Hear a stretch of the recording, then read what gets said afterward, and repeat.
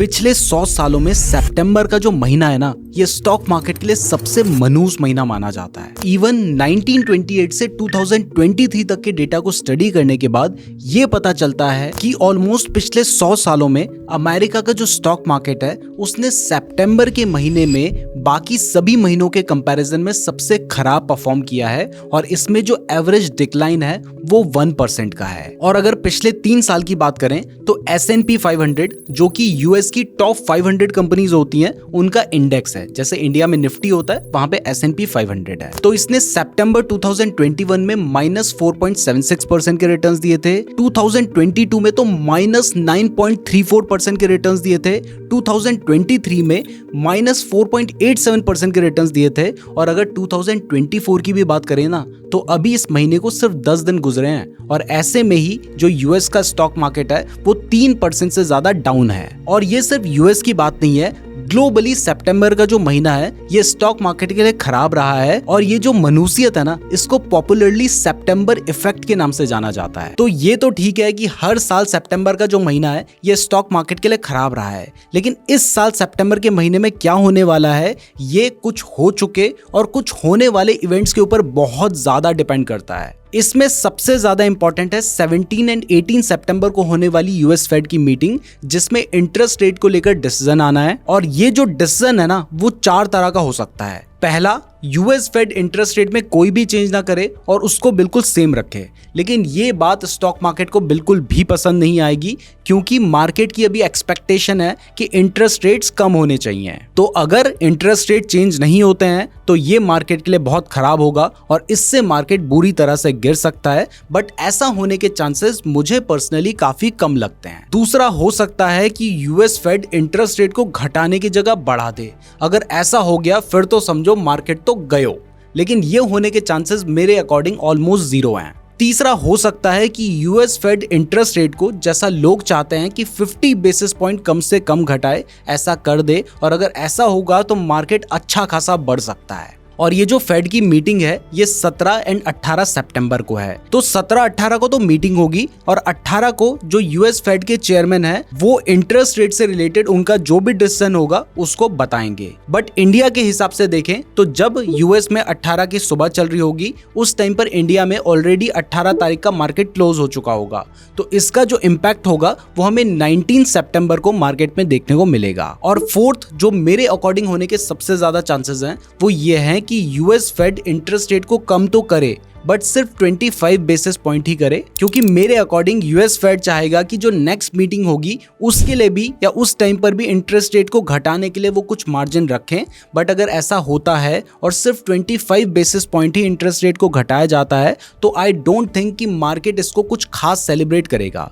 जरूरी नहीं है कि उस टाइम पर मार्केट गिरे, लेकिन बहुत खास बढ़ने की एक्सपेक्टेशन भी मुझे नहीं है। अब इस महीने सिर्फ यूएस फेड की इंटरेस्ट रेट मीटिंग ही इंपॉर्टेंट नहीं है, ये सबसे ज्यादा इंपॉर्टेंट है, लेकिन इसके अलावा भी बहुत सारी चीजें हैं। लेकिन उससे पहले बहुत सारे लोग ऐसे हैं जो ये सोच रहे होंगे कि इंटरेस्ट रेट यूएस में बढ़े घटे इससे क्या फर्क पड़ता है। तो अगर आप भी ये सोचते हैं तो मैं आपको बता दूं कि इंटरेस्ट रेट बढ़ना और घटना स्टॉक मार्केट के लिए बहुत ही ज्यादा इंपॉर्टेंट है। क्योंकि समझो अगर इंटरेस्ट रेट को घटाया जाएगा तो ऐसे में क्या होगा, लोगों को एफडी पे पहले ज्यादा % के इंटरेस्ट रेट मिल रहे होंगे, अब कम मिलेंगे। तो लोग एफडी कम करेंगे और उस पैसे को स्टॉक मार्केट में इन्वेस्ट करेंगे, यानी स्टॉक मार्केट में पैसा आएगा। या फिर म्यूचुअल फंड में इन्वेस्ट करेंगे तब भी घूम फिर के स्टॉक मार्केट में ही पैसा आएगा। दूसरा, जिन लोगों ने लोन ले रखा होगा उन्हें अब कम ईएमआई पे करनी पड़ेगी। मान लो किसी को पहले 50,000 महीना देना पड़ रहा था, अब हो सकता है 40,000 महीना देना पड़े। तो ऐसे में उसके पास 10,000 रुपए महीना बचेगा। तो इस पैसे को अगर वो खर्च करेगा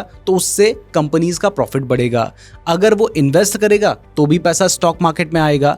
तो ये भी स्टॉक मार्केट के लिए पॉजिटिव है। और सबसे ज्यादा इंपॉर्टेंट है कि देखिए जो बड़ी बड़ी कंपनीज होती हैं या जितनी भी आप स्टॉक मार्केट में लिस्टेड कंपनीज देखेंगे उसमें से 90% कंपनीज के ऊपर कुछ ना कुछ लोन होता है, यानी वो जो कंपनीज हैं वो लोन लेकर बिजनेस करती हैं। तो अगर इंटरेस्ट रेट घटता है तो ऐसे में कंपनीज को पहले जो इंटरेस्ट पे करना पड़ रहा था उससे कम इंटरेस्ट पे करना पड़ेगा और ऐसे उनका जो प्रॉफिट होगा वो बढ़ जाएगा। और अगर किसी कंपनी का प्रॉफिट बढ़ेगा तो भी ये स्टॉक मार्केट के लिए पॉजिटिव है और इससे भी स्टॉक मार्केट के बढ़ने के चांसेस होते हैं। जबकि अगर इंटरेस्ट रेट को बढ़ा दिया जाएगा तो सब कुछ इसका उल्टा हो जाएगा और ऐसे में मार्केट के गिरने के चांसेस होंगे। तो मैं पहले भी बोल चुका हूं कि 17 और 18 सितंबर को यूएस फेड की इंटरेस्ट रेट को लेकर जो मीटिंग है ये बहुत ज्यादा इंपॉर्टेंट है और ऐसे टाइम पर आपको मार्केट में सतर्क रहने की बहुत ज्यादा जरूरत है। बट इसके अलावा भी बहुत सारे ऐसे इवेंट्स हैं जो कि स्टॉक मार्केट को अगले 10 दिन में हिला सकते हैं। जैसे 11 सितंबर को यूएस का कंज्यूमर प्राइस इंडेक्स यानी सीपीआई और 12 सितंबर को प्रोड्यूसर प्राइस इंडेक्स यानी पीपीआई का डेटा भी आना है। ये डेटा हमें यूएस में इन्फ्लेशन बढ़ रहा है या घट रहा है इसके बारे में बताता है।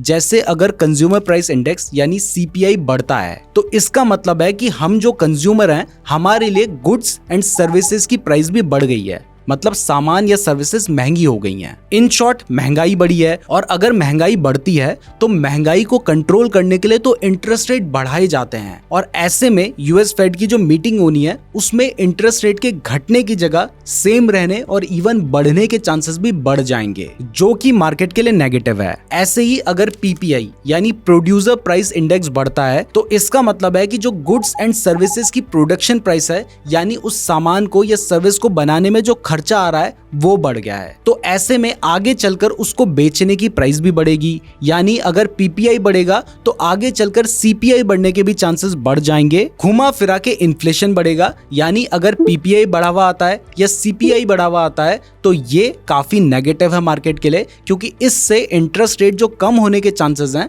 वो कम हो जाएंगे और ये मार्केट किसी भी हाल में नहीं चाहता है। इसके अलावा 12 सितंबर को यूरोपियन सेंट्रल बैंक के इंटरेस्ट रेट का भी डिसीजन आना है और ये जो डिसीजन है ये यूएस मार्केट या यूएस फेड के डिसीजन के ऊपर भी इंपैक्ट डाल सकता है, क्योंकि अगर यूरोपियन सेंट्रल बैंक्स मान लो इंटरेस्ट रेट को बढ़ा देते हैं तो ऐसे में यूएस फेड के इंटरेस्ट रेट को कम करने के चांसेस जो होंगे वो बहुत कम हो जाएंगे। तो इस वजह से भी मार्केट में वॉलेटिलिटी आ सकती है। इसके अलावा 6 सितंबर को यूएस का जो जॉब डेटा आना था वो आ चुका है, जिसमें जो अनएम्प्लॉयमेंट रेट है वो 4.3% से घटकर 4.2% तो हुआ है, जो कि एक पॉजिटिव पॉइंट तो है, लेकिन एनालिस्ट के अकॉर्डिंग ये एक्सपेक्टेशंस के अनुसार उतना अच्छा नहीं है। तो ये सारी चीजें अगले 10 दिन में स्टॉक मार्केट के ऊपर बहुत इंपैक्ट डाल सकती हैं। अगर आप चाहते हैं कि मैं हमारे चैनल पे एक सीरीज शुरू करूं जिसमें हर महीने की शुरुआत में ही मैं आपको बता दूं कि इस महीने क्या क्या होने वाला है, तो इसके लिए कमेंट कीजिए। अगर आप लोगों के इस वीडियो में 1000 कमेंट्स आ जाते हैं तो हम ऐसी एक सीरीज शुरू करेंगे